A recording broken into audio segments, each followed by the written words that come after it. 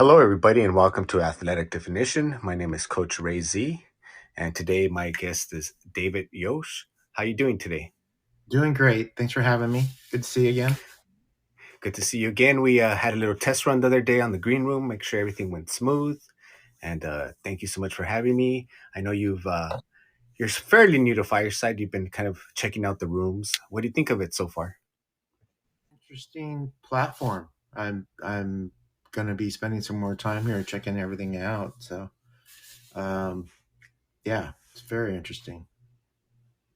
And so my show is basically about, inspiring athletes. And if anyone kind of saw the title, you may be thinking, well, what does guns and firearms have to do with self-defense? And I know it's a very interesting show. So as you kind of dive in deep with this, you'll kind of see how it all ties in together. So, David, how did you get into firearms and safety and protection? I just became so the story. The story is it's kind of I think it's kind of amusing, but when I first got down here in the desert about 34 years ago, I was just at my home and I was watching TV one night and I was watching this TV show and in the storyline of the show there was gunplay going on and they handed this guy a pistol and said and he just kind of looked at it like I don't know what to do. And I'm sitting there going, I don't want to be that guy. I don't want to be that guy called upon to do something and somebody hands you something. I have no idea how to utilize it. So it prompted me to go find my local gun range down here. And I went and there was a retired sheriff, and I took a safety course and got introduced to firearms. I had, been a Boy Scout and I went to camp and I shot a rifle, a 22 and that sort of thing. And during the time my children were growing up, we'd go to Boy Scout camps and, we'd do a little trap shooting and that. But um, I put it upon myself to go down every month and rent a different firearm so I would understand it. So I'd understand how a revolver worked versus a semi-automatic pistol, and that I could be at least enough knowledgeable that I could load a weapon and I could shoot it and I could get it on a piece of paper down range. Um, for the longest time, that was fine. I didn't own any firearms when my children were growing up. But then a while after that, I just all of a sudden got the wild hair again and started going and started doing training, started purchasing my own firearms, and it's become one of my major uh, interests in life. I've also gotten involved in trap shooting and little bit of bird hunting, but mainly I've decided to focus on defensive firearm use. Um, that's how I came up with my business, Sheepdog Defender.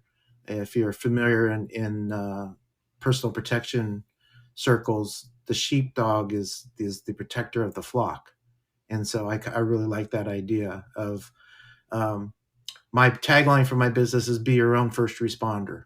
So what I'm trying to promote to people is creating layers of protection around themselves and their family. You really need to be able to take care of yourself because there's going to be a, a time between the time that you're able to call for help and that the time that those first responders get there. And those minutes can be the difference between keeping yourself and your family safe. So I wanted to get out there with a message of let's create layers of personal protection around us. One of the first things we want to make sure is that we don't put ourselves in situations that are going to put us in danger. So, don't know if you want me to go on, but I've created an ABCs of safety, and it's basically what I'm teaching. And the very last line of this defense is using a lethal weapon, whether it be a knife or a firearm. So what I've tried to do is create such a shell around myself and my family that the chances of me ever having to use a firearm in defense of my life is going to be very, very low. And that's where I want it. You know, I tell people all the time that the only way you win all the fights that you're in is not to get into them in the first place. So that's kind of a broad overview, and we can start going into some of the details. But basically, I want to show people how to think through situations, how to do simple things in their life, how to act when they're in public so that they don't become somebody that's a target of a crime. Well, then thank you for sharing that. And if anybody does want to contact you, I have your website just going through the fortune cookie as the show goes on. So that is one way to contact you. And I'll provide you more ways so that people can reach out to you if they want to as well. And okay, so besides firearms, I'm wondering, did you do any other type of sports? Anything, team sports or individual sports growing up as well? Yeah, growing up, I was into baseball and football mainly, and track and field was the majority of what I spent my time in, all the way through, all the way in football. Um, 2 years of track and 2 years of baseball. Baseball growing up as a smaller child as well. So yeah, I loved team sports. Yes, it was very much a big part of my life going through high school. And I bring that up because up until recently, I'm also part of a ATG coaching, and they brought on a firearm instructor who I believe he works for the government and training officials. And the way he was describing it, it's very athletic. The way his presentation and the positions you have to get into, it was something that opened up my eyes. I think I've mentioned this to you before. uh, I I wouldn't say I'm a fan of guns, but I understand the personal protection, and it's going to be for everybody to make up their own mind. I think when people say, we don't need any guns or we don't need this or the world be, it's got to be more of a balance. They've been here, we're not going to get rid of them. So let's just find a way to educate the people so they don't get hurt. Me personally, when I was 16 years old, my very first girlfriend, someone was breaking into her house. She got scared. She got a shotgun, and then she bounced it like this. It went off, and so it killed her. Um, and if Oh she would have wow. been truly educated on gun safety, that could have been avoided. So it's something very personal to me. That I would love to see more people get educated, even if they're like me and not a big fan of guns. That doesn't mean that you shouldn't be educated on it. And besides that, as the world changes and I hopefully we don't see it, but as there's a disparity in less middle class, self protection is going to become something that we definitely need to consider on a daily basis. Um, and so, Yeah, yeah, I'm yes, if sorry you can go into the sorry to hear details. that. Exactly. That's when we do look at the numbers though every year of firearm deaths, it's in the low 1,000 that are negligent discharges, which is what we call what happened with your girlfriend, is an accidental shooting where somebody hurts themselves or somebody else. Actually had somebody in my family that died from a negligent discharge as well. Um, and it's terrible, and they should never happen. you know we have four universal rules of firearm safety, and if people would just know those and understand them, you would never have anybody that died at the hands of a negligent discharge. But unfortunately, there's a lot of people out there that don't take the time to become a responsible firearm owner. And really, that's the key, right? We need to be responsible. These are just tools.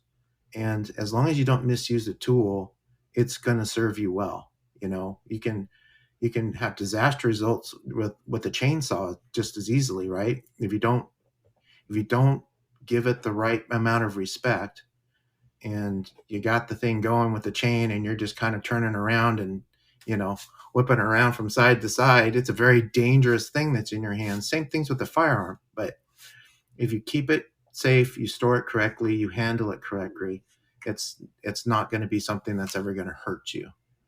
So, and that's something that there's kind of an aura around guns, mainly because of the media and Hollywood, that really, I mean, we could go through all kinds of situations where you're talking about how many times they're misrepresented, what they can do is misrepresented, the abilities of a firearm are misrepresented. It's really, you're talking about the athleticism. I mean, it's a fine motor skill that you're using when you're trying to be a marksman with a firearm. Now, I'm dealing a lot with defensive shooting, which is not so much marksmanship. We're talking about less than 20 feet. If you're defending your life, and most likely less, maybe 10 feet, so that you're really going to have to present that firearm and use it. And once again, on all this stuff I'm talking about, if you want to get into the firearms part of it, that's the very last line of a lot of layers. There's a big onion there before we get to the use of a firearm, because if you get to that point, you have to really understand the implications of using it. You have to understand what justifiable force is. You have to understand when you have to stop with that force. And then you need to understand the ramifications of using that force, because you are going to be criminally or civilly responsible for what happened. And even if you're 100% in the clear, you still could have to defend yourself civilly, because whoever it is that you had to use force against, even if they were 1,000% wrong and going to hurt you, somebody in their family can sue you. So you have to be understanding of what's going to happen if you use that force, and you have to really understand when is it allowed to use deadly force against somebody. It's very specific. But if we back up a little bit, I want to get back to that outer layer of the onion. Okay. So I have what I've developed called the ABCs of safety. And so I'm the sheepdog, and I want to promote the sheepdog lifestyle. And the sheepdog lifestyle is going to have these layers, this onion of protection, so that I never get to the point that I'm going to use deadly force against somebody. So the first one is, and I've got a graded scale of an alphabet. So A, and A is avoid.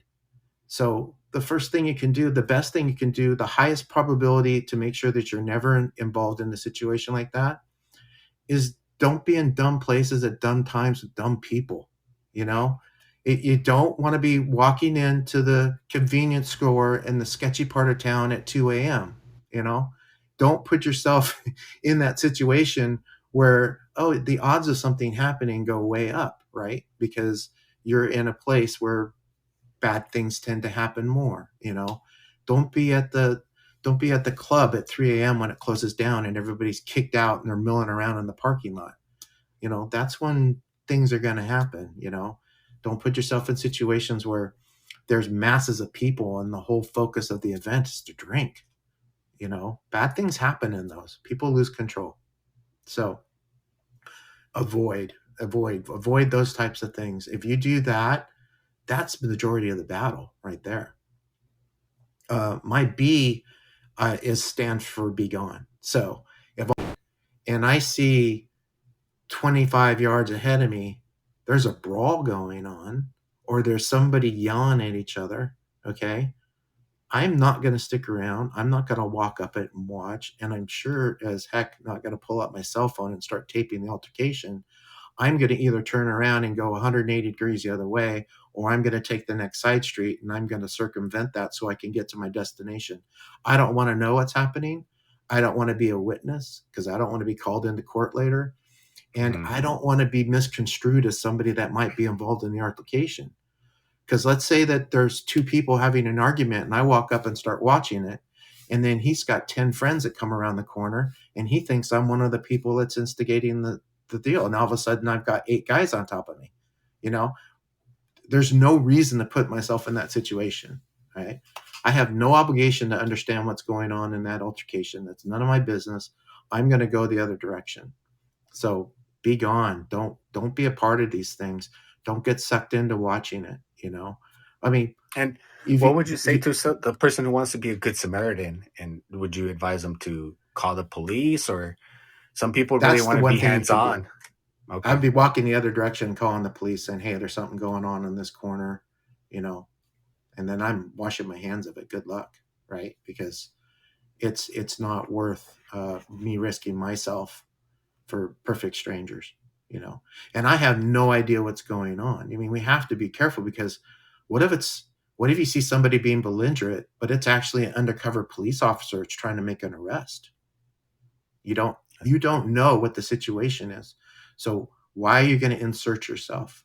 And it's great. It's a great concept and idea to be a good Samaritan.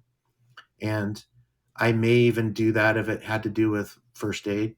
But as far as breaking up the fight or anything, I have no idea what's going on. So I have no business being involved in it. So that's the attitude that I take. Okay. Um, My C in the ABCs is comply.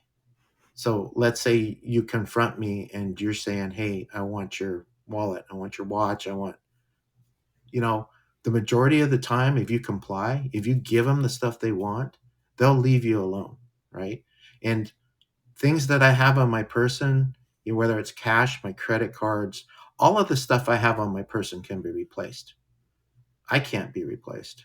If I get hurt, the time off of work alone is going to be detrimental. The stress on my family is going to be detrimental. So it's not worth it to me to fight over my wallet or fight over my iPhone. I mean, it's all stuff. So I'd say don't put yourself in that situation. The other thing that you can do, the D, is de escalate. So there's a fantastic book out there called Verbo Judo, and it's by George J. Thompson. And he was a academic, a PhD, a professor who was studying de-escalation. And he used to drive around with cops a lot. And he got so fed up with academia, he actually left academia and became a cop. And his whole book, Verbo Judo, is about how you talk to people and you get them to comply without putting your hands on them, without you having to use force as a police officer. So we can translate that in the civilian world.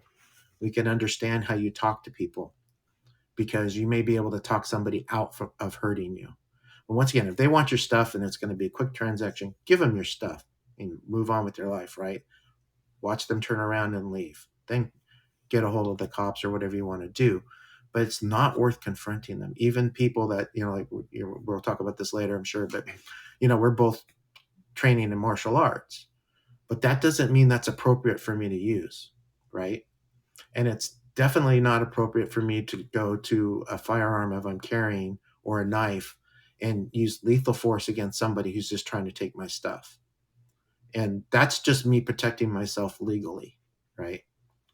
So the one And thing I actually, need to David, sorry to cut go you ahead. off, but I want to mention this because a lot of the stuff what you're saying is common sense. Unfortunately, common sense is not common. And so a lot of people are going to be asking, comply. Well, what if he doesn't have a gun? What if I think I could take him? What if this? What if that? Because comply, I'm sure the people, oh, if he has a gun, normal. But there's the people I know who are going to hear this and be like, well, what if he doesn't have a gun? What if I'm bigger than him? Yeah, but do you know what his skill set is? And I got to tell you, knives are extremely dangerous. Some of them are extremely small, and he may be armed and you don't know it. And they can produce a knife so quick and strike so fast, you're not even going to know what happened. So, do you want to take that risk? It's a calculated risk, right? To push back. Um, Ego is huge in all of this stuff. Have no ego, right? Take my stuff. I can replace my stuff. I have insurance, or, maybe it's going to hurt a little bit. I'm going to have to spend a lot of time replacing my IDs. That's going to suck. But if he produces a small knife and slashes across my stomach or my arm, now I'm looking at a situation where I could be dead in minutes because of blood loss. So it's just when you think it through, and that's what we do. What I do is I get people thinking about stuff. If you think it through ahead of time, you're going to come to the conclusion. Okay, maybe you come to the conclusion you fight. I don't think most reasonable people are. I think they're going to say, yeah, Yosh is right. Just give him my stuff and hope for the best, you know? Hmm. And if I give him my stuff and I try to de-escalate and that doesn't work, now we get to the E in my ABCs, and the E is engage. Now I'm left with no choice, right? Not only did the person take my stuff, now they're coming towards me because they're just sick and they want to also hurt me, right? Now I go into a whole different set of layers. Now I'm into more layers of that onion. So the first thing we'll talk about this, but this is how I became a jiu-jitsu practitioner. Is I was watching a lot of videos of people. There's a show called Active Self Protection on YouTube, and what the guy does is he aggregates violent encounters from all over the world. Then he breaks them down and he goes through what they did right and what they did wrong. Sometimes it's sometimes it's police officers, and you see them make mistakes. They sweep their muzzle across their partner, and you're like, holy. it's something we just never do, but they're in stress and they're in the moment. And so active self-protection gives you an ability to look at violent encounters, and they're all types, and you can see how quickly they develop and how quickly they end. And he breaks down that, they did this right, they did this wrong. Well, I was watching this. I've been in firearms for a while, and I'm watching this one day, and I would notice there was a trend in his videos. He would say, firearms no good here, knives no good here, this person needed open-handed skills. So I'm pausing, like, then the third time I'm hearing it, the fourth time, the fifth video I'm hearing it. This person needed open-handed skills. So I'm sitting there, at the time I'm 55, and I'm like, man, I don't have open-handed skills anymore. I studied Taekwondo 30 something years ago in college. Those skills are not there anymore, and my ability to do roundhouse kicks and axe kicks and all that, that's not there anymore either. So I was thinking, oh man, I need to go get some training somehow, because I need an additional layer. And that's when I started doing some research on the internet, and I saw jujitsu, and I thought, and I was watching an ancient video of this Japanese guy, and a guy was pointing at him, threatening, and he took his three fingers and he wrapped them around that one finger, and then that guy was going to do anything he asked him to do until he let go of those fingers, because he was just using leverage. And I'm thinking, oh, that's pretty cool. I've always thought Aikido was pretty cool, because it's like using your opponent's force and, moving them past you, and then they run themselves into a wall. I was like, this jujitsu, and I had no idea what it was, right? I had no idea. Brazilian jiu-jitsu. So got on the internet, 7 miles from my home, there was this place, sent an email. This guy named Ken says, hey, come on in, we'll give you a free private lesson. So, okay. So I'm really skeptical at this point, because I'm pretty old, I'm out of shape. I wouldn't take a great care of myself. So wait, And how old were you when you walked in? 55. 55. Okay. Okay. So I walk in, and the first thing I see is Ken, the guy that's doing my intro. He's 66. He's a blue belt. He's the father of the two people that run the school, because there's two sons that run the school. So right out of the bat, I'm like, okay, well, I've lost one excuse. I'm not going to be able to say I'm too old, because here's this dude, and he's showing me the ropes, right? And he's 10 years older than me. So I'm like, okay, so that's off. So then he starts showing me what it is, and he starts showing me how it's basically grappling on the ground. And I'm like, okay. And he's like, hey, 90% of fights end up on the ground. People don't stand there in Queen's rules anymore, and punch each other. And, with the advent of MMA, you've seen how important that having a ground game as well as a striking game is. And I wasn't interested in doing striking sports. I love the idea of Muay Thai. I think it's just a fantastic martial art. But at my age, I'm running a business. I can't be showing up to meetings with black eyes and broken nose and, all that kind of stuff. So I quickly came to realize that jiu-jitsu is on the ground. It's pretty low impact. People that really know jiu-jitsu, they're not using physical strength. They're using leverage and the knowledge of the body and positioning. And I'm like, okay, I can do this. And you start, looking at the Gracies, and Helio was rolling at 95. I'm going, okay, I think I've fallen into the thing I need to do. So that's how I started with jiu-jitsu. And that was just about 2 years ago now. And it changed my life. Excuse me. First, the atmosphere at the dojo, being around a new set of people, being around mostly younger people. I mean, most of the people I roll with are half my age. So getting back into that mindset of these people that are starting out, because I was very set in everything I was doing. My profession was set, really well known in what I do. Business comes my way usually. Um, you know, Stable marriage. I've been married for 33 years. Kids are grown and out of the house. They're doing great. So I was just kind of at this point where I realized that I wasn't ripening anymore. I was getting rotten. I was stagnant. And jiu-jitsu comes in my life, and I'm like, boom. I mean, this is the most challenging thing I've ever done. This is more challenging than the firearm stuff. And I'm like, okay, so now I'm like on a mat, and I'm learning how to defend myself. And I feel like I'm trying to learn how to dance and learn a foreign language at the same time. I mean, it's just the most challenging thing ever. And 2 years later, it's still the most challenging thing ever. And so, first of all, I had to get over my physical, I'm so out of shape. I'm running around in a 5 minute warm up thinking, please God, don't let me die, because the warm up is kicking me. I'll never remember. I was like my third class and I'm running around and I tend to tense up. And so I stop breathing and I'm running around the mat. And my professor goes, Yosh, breathe. I'm like, oh, yeah, I forgot. I need to breathe. And breathing has become such a big part of what I do with myself now. It's on jujitsu and off the mat. But I would be focusing on something on a computer or something, and I would stop breathing. And so that's totally changed. And it's just been amazing to be around younger people, first of all, and even mentoring some of them. They're starting out in their life and they're like, what do I do? And I'm just like, hey, here's a little perspective on, you're 23, you can have a little time there, man. So don't worry about it so much and go out and try things. And being on the mat, they were also like talking about books, and I had stopped reading, and I wasn't growing personally, professionally anyway. I knew what I was doing professionally, so I wasn't looking at you know personal advancement. And so I started to, and now we're in the age of audible books. I'm not the best reader, but I love to listen to stuff. So podcasts, being on Clubhouse, listening to people talk on there. So I was like, I'm just going to start buying Audible books. So one of the first ones I got, what I heard on the mat, was called The Gift of Fear by Gavin de Becker.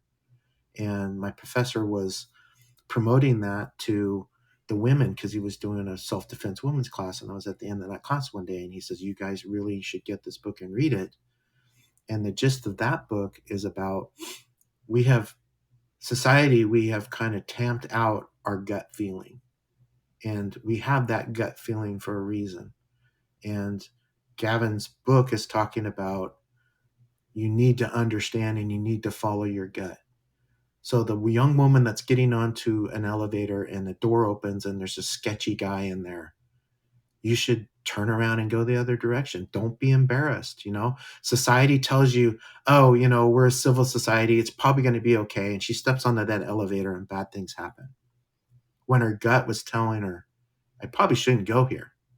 And basically the gist of that book is just that. And so that's part of what we want to teach people out there too, is like, you have these feelings. That hair goes up on the back of your neck for a reason, and you need to trust yourself. Oh wow, that I agree.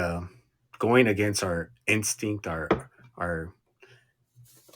I think I actually just I went through some training. So some lady went through some trauma. If you've been through trauma like that, it's more normal for you to have those bad feelings, even be like they're just repeating in your mind like it was for her. But if that's never happened to you and you're walking late at night and you feel something, even me, I'm a grown man and I know what I know. I'll cross the street. I'm like, I am trying to avoid, as you mentioned, any sort of danger that I see beforehand. Um, and It's innate survival, right? And we can tend to kind of brush it off. But no, follow your gut. Always follow your gut. It's rarely going to be wrong. And if you're wrong, what's the ramification?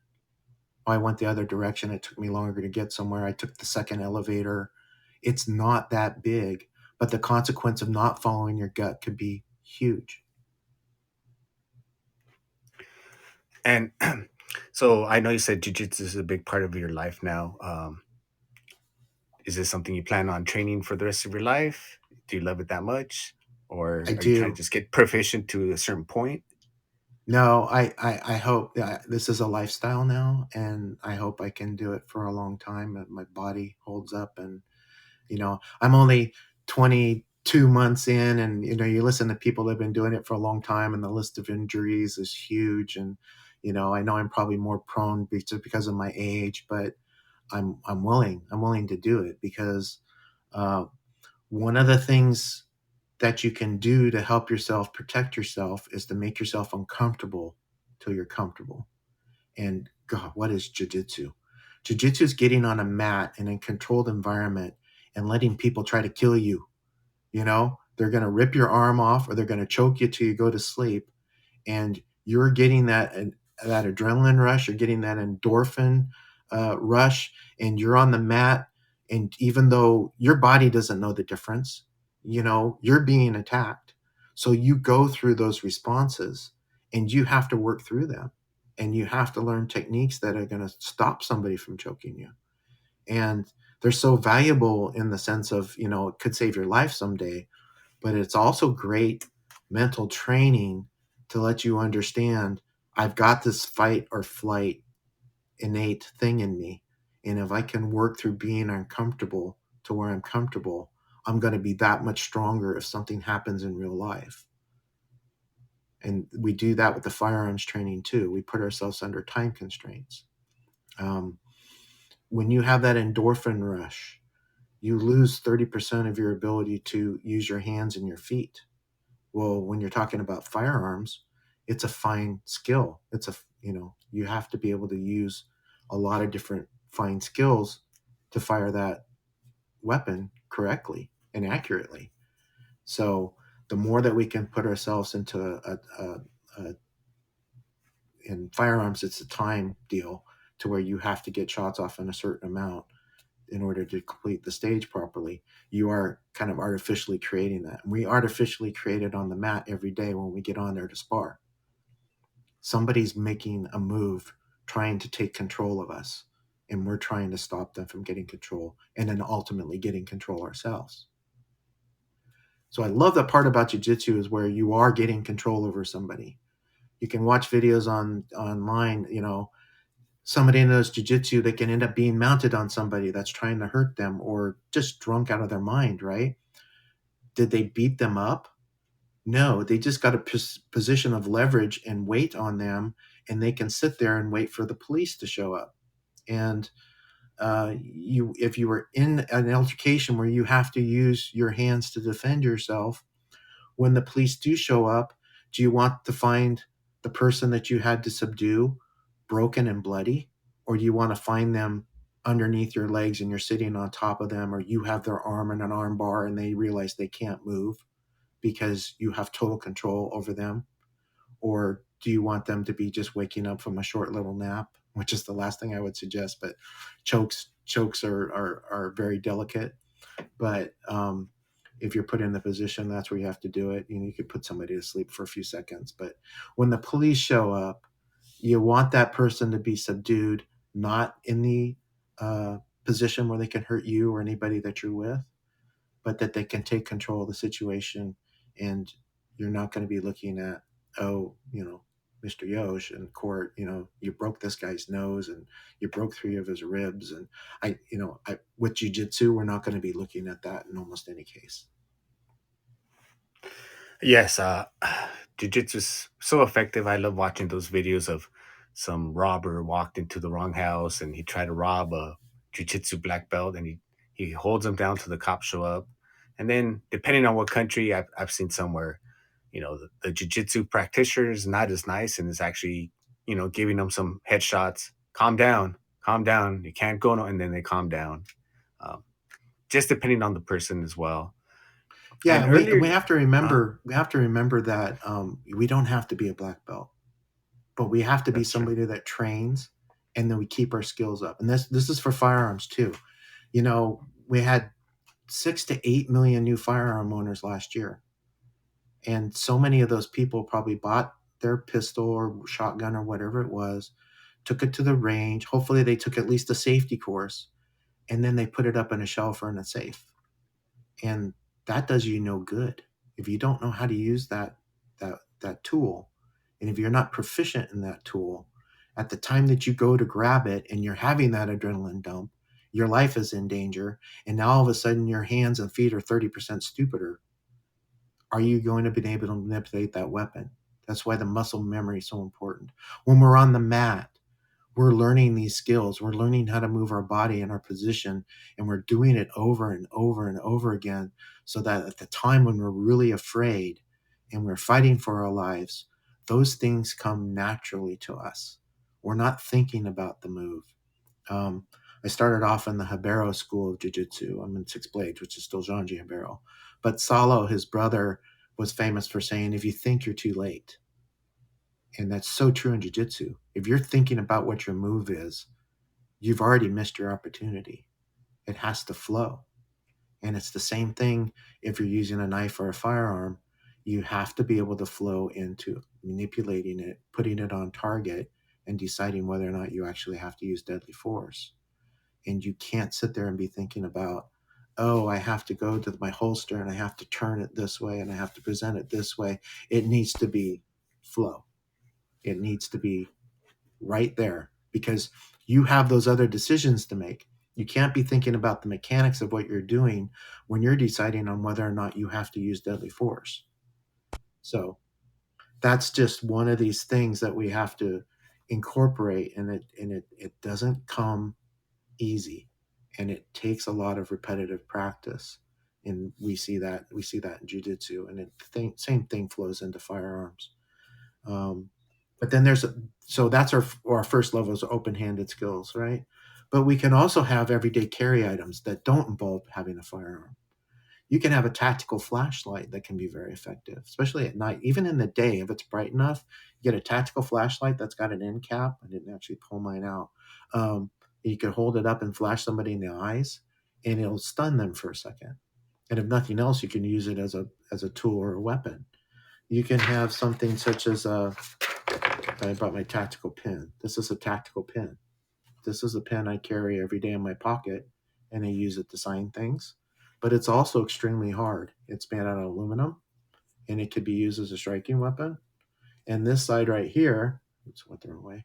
This side right here is actually a hardened piece of steel that's actually a glass breaker. So, say I was in a car and I needed to get out, I could break the glass with this thing. So, and it writes, right? So it's a pen. It's an everyday carry item that I use to sign off on different things or take notes at a meeting. And I'm sure that's not something you can get at a regular store. That's a specialty item. You can get that on Amazon, and you can get it for like $8, and it will come with 4 refills. I've lost them, and it's no big deal. I just go order another one. You can get ones. This one looks pretty industrial. You can get them that look just like a nice signature pen. So there's all kinds of them out there. You can spend anything from 60 down to $8. Um, when we're talking about other less lethal items, we got pepper spray. We've got aerosol pepper spray, and we've got gel pepper spray. And I would suggest that if you buy a pepper spray, you get one that comes with a trainer. This is a trainer. Usually stuff that's trainer is in blue. But this one, you can flip it up, and I'm not going to press it because it actually has a charge in it. But I can understand, I can't have my fingers up here. I'm covering the nozzle. I need to have my fingers down here, flip this up, press the button, and it's got a certain amount of squirts in it that you can use as a trainer. And then you carry this one, which is the real one. Um, so that's the Leslie. Okay, I don't have a taser, but we could talk. There's tasers as well. So now we've got another tool that could possibly be an everyday carry that you could use, that you don't need any special credentialing for. I mean, if you want to carry a firearm, depending on your state, you have to go through a lot of credentialing, testing, um, background checks, and we have 21 states now that are constitutional carry, so they don't need anything required to carry open or carry concealed. Very little limitations. So it depends on state. So if you're wondering about that, please look up your own state code and make sure that you're doing things correctly. If we want to get into a lethal use, there's a lot of knives. Now, this is my everyday carry knife. All right. This knife, hopefully for the rest of its useful life, is going to open up boxes, but it could be used as a defensive tool or just a visual deterrent if somebody was threatening. That And would Yosh, be, I know you're in California, so uh-huh. uh, is that still where you can carry a knife as long as it's visible? Uh, Yeah, you can carry knives of certain lengths, non-fixed. This is a non-fixed knife. This one folds. So that meets the criterion here. And the same thing goes with that. If I'm going to train with it, I bought a training version of the same knife. And I can open this up. There's no blade on it. And then it's about the same height, it's about the same weight, and it has the same handle. So if I want to do training exercises, I'm training with an inert knife. I'm not going to cut myself. If that Mm, knife flies out of my hand, I'm not going to be damaging furniture or sticking it in my leg or anything silly like that. So, um, and then we get down to using the use of firearms, and not everybody's going to want to do that. And it's an extremely important decision that you have to really think about if you're going to take on this lifestyle of protecting yourself to the point that you're going to use lethal force. And there's times when you might need that. You know, if you encounter somebody with a knife, like I said, they scare me more than anything. mm-hmm, If there's multiple assailants, you know, you have it, you lose your tactical advantage.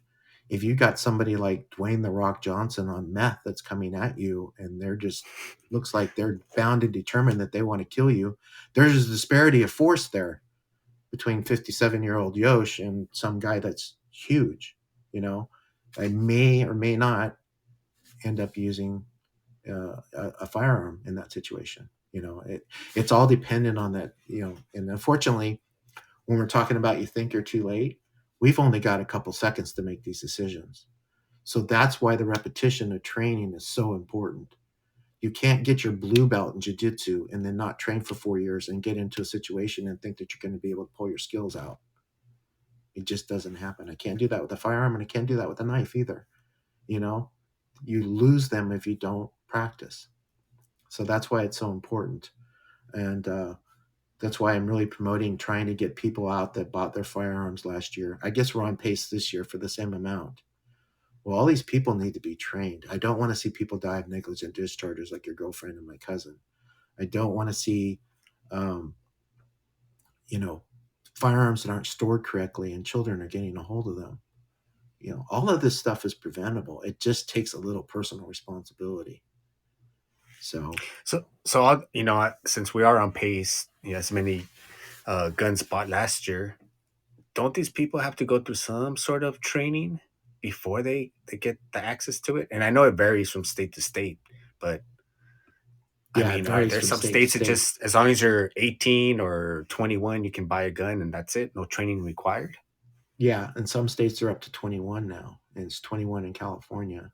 You have to take a test. It's a handgun safety test if you want to buy a handgun. You can only buy one a month. I mean, there's so many regulations, and there's some states you walk in, you see it, put your money down, you walk out with it. Um, but let's do the caveat here because that's a misnomer. Is that if if you go into a federally licensed dealer, a legitimate firearms dealer, every single person buying a firearm gets a background check through the FBI. And Mm, it's often put out there that that doesn't happen. And that happens in a federally licensed dealer at a gun show as well. That's their livelihood. They're not going to sell you a gun under the table because their business is going to be gone and they're going to be imprisoned. I mean, this is not, you know, Wild West stuff. These people that are federally licensed firearm dealers follow an immense amount of regulations, and they have to get you background checked before they can sell you that firearm. And that background check is going to look at certain things, and you have to fill out a form before the background check is. They're going to ask you questions of like, have you been arrested of a felony? Are you under indictment? Or have you been adjudicated as being mentally defective? Have you been dishonorably discharged from the military? Have you ever been convicted of any kind of felony? I mean, all of these things you have to check off and sign as an affidavit, and then the background check needs to confirm that before you can get your firearm. In California, we've got to wait an additional 10 days. So it's different by state. But when you hear people talking about, well, you can go into any store and buy a gun and walk out with a machine gun, it's wholly false. There's so much misinformation about how the firearm industry works in this country. It's really shameful, and we don't get any help from the media, from a lot of politicians, and from uh, Hollywood. I mean, Hollywood perpetrates a lot of just bad information. I mean, how many people listening to this cast think that if you put a silencer on the end of that gun, that that gun goes and that's it? It doesn't. That gun, that compensator, that silencer, as Hollywood calls it, takes the decibel level down to a point where it's not going to damage your hearing if you're not wearing hearing protection. Mm, It still is very loud. It just brings it down into that level that you're not going to damage your ears. You're still going to hear it go off. You're still going to hear it a block away. But in Hollywood, it's very sexy to have that very long barrel extension, and the assassin walks up and some guy's dead. It's total bull. It's Hollywood, and we get programmed watching Hollywood. The guy stands and he shoots somebody with one hand, and he shoots some guy at 50 yards, and he knocks the gun out of his hand. All of this stuff is impossible. I mean, it's just the chances of it happening are just not realistic. You need to learn how to properly hold a firearm with both hands, how to stand, how all the mechanics work, and then with that adrenaline dump we talked about, maybe you have a 30% chance of actually hitting what you're trying to shoot. When you're on a timed deal at the range, people miss all the time, and there is no threat of your life. They're just trying to do it in a certain amount of seconds. So we need to understand that the stuff that we see in Hollywood is almost wholly infactual and not factual. I mean, if you want to see examples of people that are using their weapons properly and actually manipulating them properly, it's very violent. But the John Wick series with Keanu Reeves, he went to training and he actually learned how to manipulate all those firearms. One that came out last year is called The Old Guard with Charlize Theron. I was very impressed with how they were dealing with all their firearm usage. Um, the biggest so thing, you're saying and you I haven't seen go that ahead. movie, but you're saying that the moves are more realistic towards an actual way you would use a Yeah, gun I than on mean, other they movies. don't have a magazine in their gun that magically has 50 bullets in it. You start Mm. watching shows, and sometimes I start doing round counts. One, two, Oh, three. Wait, that's a 45 cal. Now he's on the ninth one. Now he's on the 12th. The magazine's not that big. It doesn't have the capability to fire that many rounds without having to reload, right? So the biggest thing you're going to see, this is a practice gun. This is plastic. It's not a real gun. Okay. But the biggest thing you're going to see in the movies is that people are like whipping the gun around like this with their finger on the trigger. Okay. One of our 4 rules of firearm safety is you never put your finger on the trigger until you're absolutely on target and ready to shoot. Then you move your finger onto the trigger. So when you're watching all these shows and they're going around like this, extremely dangerous. If you see somebody do that in real life, get the heck out. Tell them, tell them they're doing it wrong. We are always like this, all the way up until the point we're taking aim and ready to fire, because that's one of our safeties right there, right? This is not going to fire if our finger's not. This doesn't have a trigger, but this isn't going to fire if our finger's not on the trigger. And that's probably the biggest thing you see all the time. The other thing is you hear people point a gun and you hear clicking and stuff. Sometimes it's a firearm, like this is gone. Sometimes it's a striker fire pistol. They don't have a hammer you can pull back. This particular one is a model that has a hammer. So there's just so many things. I mean, when you understand firearms, you watch 99% of the shows, and you just go, oh. My wife gets tired because I'll be watching something else. Go, oh, this is so stupid. This is not real. It's not realistic. This guy's got a 45 caliber and he just shot 15 rounds without reloading. It doesn't happen. And he's got a standard magazine in there, and there's no 45 that can do that. So those are things that we have to look out for. Um, I can go more into that, but the F in my ABCs, we should touch on this, is first aid. A really big firm believer that everybody should take a little bit time out and learn first aid. I teach an emergency first aid fundamentals class. It's only 5 hours. But there are things in that, if you're never going to carry a firearm, it doesn't matter, you're probably going to come much more likely to come into contact with somebody that needs first aid, you know? And if it's you or somebody you love, it's crucial that you know it. So we teach a great first aid course that goes over everything from bee stings to sucking chest wounds if somebody gets shot. And applying this stuff is not going to take that much effort. Buying appropriate first aid kits, having first aid kits that have a mission, like my first aid kit in my car has a different mission than my first aid kit in my home. The one in the home is much more full of things that I could use. The car scaled Hmm. down. When I'm at the range, I have one on my hip, and it's very specific to what I could see on the range, and it's very small.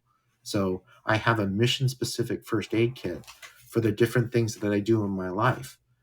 I carry a tourniquet in my jiu-jitsu bag in case somebody gets hurt, because I just recently heard a story, a guy that I rolled with who was a wrestling coach. And one day they had wrestling practice, and a kid had an open fracture on his ankle. Jeez. Somebody landed on it wrong. And if you know, open fracture, they used to call it compound fracture. Open fracture is when the bone actually protrudes through the skin. So he is bleeding. So now you've got a situation where you need to stop the bleed. And this Life and coach told death. me they had to jerry rig a tourniquet. They had to get a belt and get something to try to make the tourniquet so that it could stop this kid's leg from bleeding. And I was like, whoa, I hadn't thought about that. I carry a tourniquet in my backpack that I keep my laptop in. I've got tourniquets in my first aid kit. But I thought, you know what? I'm going to get a couple tourniquets. I'm going to leave one in the dojo in their first aid kit because I noticed they didn't have one. And I'm going to carry one in my bag so I know exactly where it is. Because we could possibly, right? Probably not, but we could possibly see that kind of injury. And how difficult it is for me to buy an extra tourniquet and keep it in my bag, you know? Hope to God I never have to use it, but that's why we do things for insurance. I mean, I get pushback sometimes like, "Oh, you'll never need to use a gun in a situation." And I go, "You know what? I have a fire extinguisher that's in my kitchen. Have I ever had a kitchen fire? Have I had any fire at all ever? No. But I spend that little bit of money and I have that fire extinguisher there and I know it's operational just in case." I say the same thing about I get in the car and I put on my seatbelt. Have I ever been in an accident where my seatbelt saved my life? No. What are the odds of that happening to me? Extremely low. But I have this equipment and I use it. So I just, um, it's the thing is that it's not a thing that everybody's going to want to do with their life, and that's fine. But I don't want people trampling on my rights to exercise my right if that's what I feel like I want to do. And I never thought I would get robbed at gunpoint. I never thought I would get robbed again.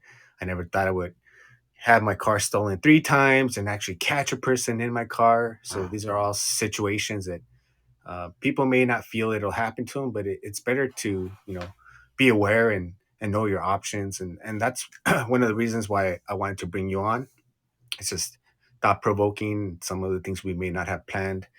And I know you're located in California, Mhm. but also people listening from worldwide as well. How can people reach you or train with you or take some of your programs? A few, some of my classes you have to be in person. I teach first aid in person. I teach basic firearm skills in person. I'm a Utah concealed carry instructor. So if I teach that class, which gives you the ability to get a non-resident Utah concealed carry license, which is going to allow you to carry in 36 states, I have to by my agreement with the state of Utah, I have to do that in person. But talking about these early layers, I didn't really specifically get into it, but one of the things that we teach is called the color code of awareness. And the color code of awareness is actually the poster that's behind me. But it's these color codes that we use when we're out walking in the world that we set ourselves up mentally to be aware of what's going on around us. And we have white, which is maybe you're at home. Some people say the only time you're white's when you're asleep. But when we go out our door, we should be in what's yellow. And yellow means just having your head up. Don't have your ear pods in. Don't be looking at your cell phone. I know this is going to be the most challenging thing I say tonight because it's challenging for me. I mean, when I go out and my wife goes off to look at something and I'm just standing there, I'm like, I want to go for that phone. And I have to say, no, don't do it. I need to have my head up because my world surroundings, I can see however far I can see in that particular situation, whether it be a shopping mall or whatever. Maybe I can see 200 feet. I can see problems happening. As soon as I pull out my phone, my world becomes 12 inches in front of my face. And somebody could walk up to me, something could be happening 3 stores down. And if I've got these ear pods in and I'm looking at my phone and I'm watching a video of cats playing or whatever it is, now all of a sudden I'm more probable to become a victim because I can't respond because I'm not situationally aware. Okay. The next step is like you see that going on, and that's the orange. So now you're like, okay, I'm alerted. There's something not right here. It's 100 degrees outside, and this guy's walking up towards me, and he's got a duster on, and I can't see his hands. What does he have underneath that overcoat? This is not adding up. So then I go into orange. And between myself and my wife, I've talked to her and said, if we're ever in a place and I start saying orange to you out of nowhere, that means I see something and we might have to move. There might be something brewing where we have to make our way out. And um, then we get to red, and red is our E. It's engage. Something's going down, and I have to take action. You know, and I've also told her in that situation, if you see me running towards danger, your only job is to go the other way because I don't want both of us to get hurt in some situation and our family deal with that. If I feel like the only alternative I have is to go and engage the issue, that means that I'm only doing that so you can leave. Now we should talk about good Samaritanship, okay? In my philosophy and the way I teach, I say if you're in that convenience store, the guy comes through the front door and he puts a gun to the head of the cashier, and you're in the back of the store, is it my job to intervene? Ooh, that's a tough one. What if my I would. wife's with me? What if a grandchild's with me? What if Ooh. even if it's just me, let's be perfectly honest. If it's just me, I'm looking for the back door and I'm getting out of there. I have no responsibility to that person behind the cashier. And people are going to say that's crappy to say, and I say it's crappy to say, but realize that I get involved. Now I'm not only maybe criminally at risk, I could be civilly at risk because once again, anybody can sue you for anything. So that kid that's robbing the cashier, if I take him out somehow, maybe he falls awkwardly and hits his head and he's dead. His family could be suing me. Now, everything I've built over my lifetime, everything I own is at risk. So I've had to think these things through, and I've decided that no, it's not worth everything I have for a perfect stranger. You know, my obligation is to protect myself and my family. And my best friends with me, sure, I'm going to do that, right? If there happens to be a den of Girl Scouts standing there, I'm going to try to get them out, right? I'm not a monster, but me getting out into the fray, not knowing the exact situation. Once again, I don't know exactly what's going on. I'm not privy to who's doing what to whom, right? What if the cashier pulls a sawed-off shotgun out from behind the counter and he lets one into that guy as I'm running to go tackle the guy? Now I'm catching a shotgun blast. I mean, there's just so many things that can go wrong. So the sheepdog lifestyle is to protect yourself and those that you care about the most. Everybody else, unfortunately, has to sort it out for themselves. Um, so first aid, I'm just a huge proponent of first aid, and there's so many things you can learn that are easy, that have little acronyms that you can remember 4 years down the road if something happens all of a sudden and one of your parents is in distress, one of your parents is having a stroke. There's 4 easy steps to understand what a stroke is.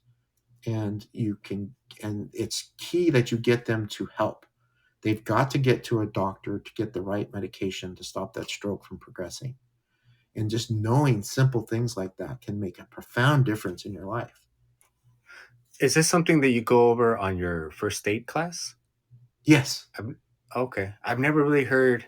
I've done, like, it's been years though. I've been certified a few times by the American Red Cross, and I can't remember who else, but I don't remember them going into depth like that. It was just very basic choking and CPR. Yeah. And, then we're going to look at stroke identification. We're going to look at hypothermia. We're going to look at heat stroke. We're going to look at, all of these different things. And it takes 5 hours, right, to go over this. You can buy the textbook and then you've got a record that you can refer to afterwards. And it's just something that you just need to refresh yourself.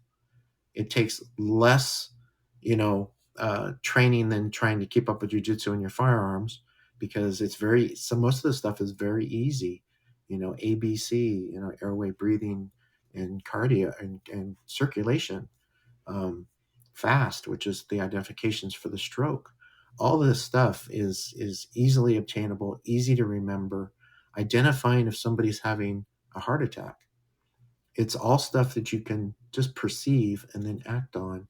And even if you're in a metropolitan area and you call for the ambulance, if it takes them 6 or 8 minutes, which would be a great response time, if somebody's got a huge laceration on their arm, they could bleed out in that time.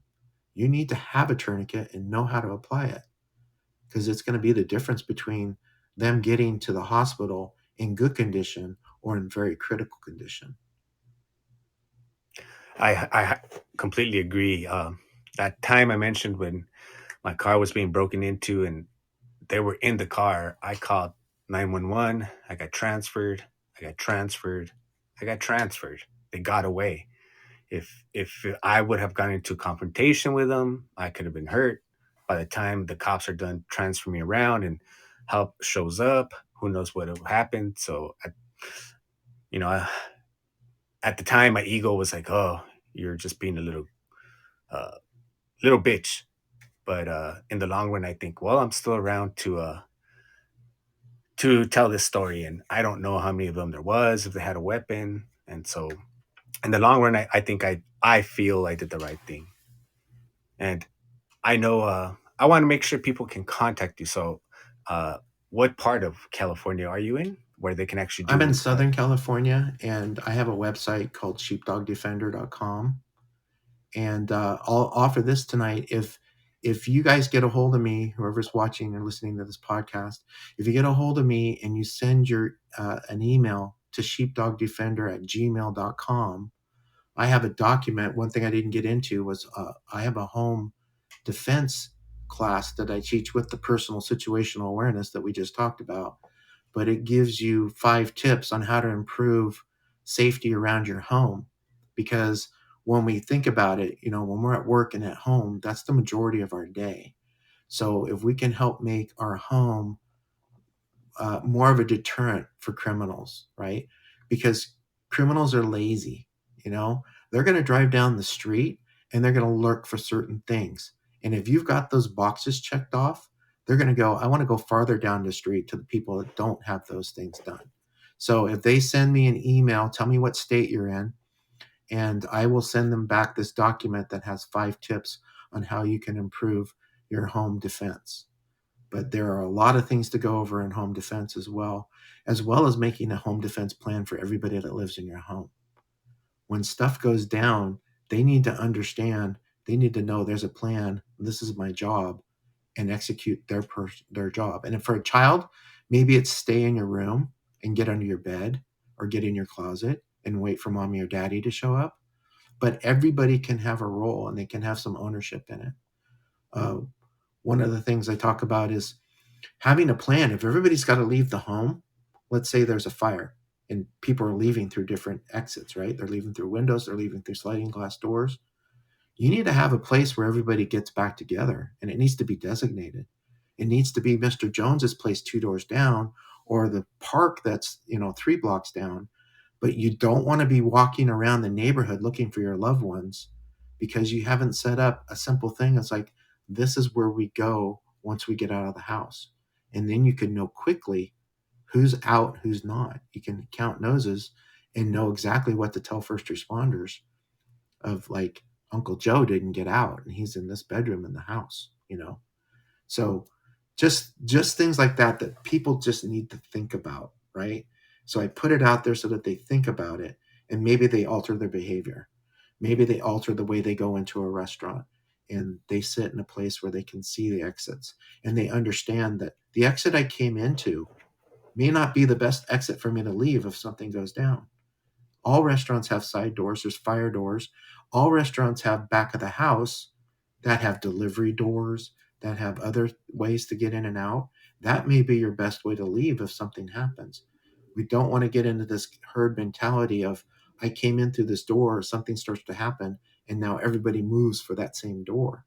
Well, first of all, it's a stampede. Second of all, maybe the person that's the bad person is standing in the door. Well, now where do you go? And it takes a second for your mindset to be, I sit down, I look around the restaurant, and I know I've got an exit here, I've got an exit there, and there's probably an exit back through the kitchen. And I have a plan, right? And hopefully you never have to use it, but won't you feel a little bit better saying, I protected myself when I was out? And you're giving a lot of thought provoking thoughts. I know I've thought of some of the things you mentioned, but there's always some additional information that you could, add. I don't think I have those individual plans like you were mentioning. So there's things I definitely have to revisit. And if anyone listening in, at least for me, I'd be happy if one person uh, doesn't die because of negligence of gun use. Right. I And mean, I, that's, yeah, like I lost a family member. So, um, yeah, it was very unfortunate. And it was a trained person, and it was a fluke thing, but it still happened. And even though this person had gone through the police academy and should have known better, he didn't clear his weapon properly. And it was just a fluke deal, but it happens. Fortunately, it doesn't happen too often in this country. Like I said, it's somewhere usually around 1,100 to 1,500 times, but that's 11 or 1,500 people that we could still have. And it's just a matter of knowing. It's just a matter of taking a little bit of time to know what are the 4 universal rules of firearm safety. They're simple, and you can find that online. You can go to a class and be taught it. If you show up at one of my classes, you're probably going to hear it until you're sick, but that's it. It's I treat every weapon as if it's loaded, right? Until I've got 100% sure that it's cleared. Otherwise, I don't ever point any weapon at anybody, loaded or unloaded. When I'm talking to people with this gun, I don't want to point this gun at anybody. Even though it's fake and it's 100% inert, I don't want to ever get in the habit of pointing a okay. firearm at a person, Mm. right? So it's down. I'm holding it like this. I am holding it in ways that if it was real, because that's muscle memory, right? I'm holding it in ways that I would never be able to discharge it accidentally. All right. So I want to make sure people can contact you through sheepdogdefender.com. And then did you give out your email as well? Yeah, it was sheepdogdefender@gmail.com. Okay. Is And there so any I'm other, offering that document. If people email me, tell me what state they're in, I'll turn around and send them a PDF file. It's going to have the 5 tips for improving your home defense. is there any other way people can contact you, or those are two main ways? Those are the 2 main things. As you know, I run a room on Clubhouse. It's called Question of the Day, and while we cover all kinds of topics, we tend to focus on emergency preparedness, first aid. There's just days I'll go in and I'll talk about stroke identification. There's days that we go in and we'll talk about Second Amendment things that are in the news. There's days we'll go in and we'll talk about situational awareness. We'll talk about things that might have happened that were good examples of really bad decisions or really good decisions as far as firearms or safety. Um, covers the gamut. Some days we'll just talk about our favorite movies. I mean, it just all over the place. But that's on the Clubhouse app, and that's called Question of the Day. And as you know now, it used to be an invite only app, but anybody can download it, Android or Mac and iPhone. And you can go, and I'm there usually every day. I don't make every day for sure, but most days I'm there at 2 p.m. Pacific. And it's a different question every day. Today we had our 122nd room. Well, And it, congratulations on that. thanks. Thanks. And I'm also been playing around with this new app called Speakeasy, and Speakeasy is very much in its infancy, but it's very cool because not only it has the features of Clubhouse, but it has the option to do video like this. So if I'm on there and somebody wants to ask me about a technique or something, I can actually demonstrate it, or I can show them the thing that I'm using, such as this one. This is one of the tools I use. This is called a barrel block. There's a piece of plastic in here, and it's in that chamber. And this is 100% safe, real firearm right now. There's no way for it to fire because this piece is in there. It's occupying that space. And anybody who sees it can understand that it's safe right now. So even walking up to it, they're going to understand that this firearm's safe. So this is like one of the things I talk about. I mean, I don't sell these, but um, it's just a very inexpensive thing that you can put into your firearm and be sure. Because if you go to dry fire practice, one of those times when you can have a negligent discharge is if you don't clear the actual ammunition out of your gun, make sure it's safe, and then you go to start doing dry fire. That's when accidents can happen. Yeah, I have heard of Speakeasy. I haven't hopped on it yet. But something I was thinking about in the future, and I know they're still adding more things, is uh, be able to do something with you in the future where you could actually do some like demonstrations, but I still have to figure out the mic situation and a few more things. But yeah, those are definitely things that I'm looking forward to doing in the future. And I want to thank everyone who hopped in and out, listening, and everybody in the studio audience. Thank you so much, Yosh, for joining me today, and for geez, I think this is I'm somewhere in the 28th episode or under, somewhere around there. I got to keep track better Excellent. on that. But I would like to dedicate this episode to my girlfriend that passed away, who shot herself by accident. Her name was Maricela uh, Umberto. And so, if anyone can avoid something tragic like that happening, I hope this episode does it. So, thank you so much for hopping in. I will bring up my robot assistants for the cool music, and All everyone right. enjoy your Thank you so evening. much. I enjoyed it.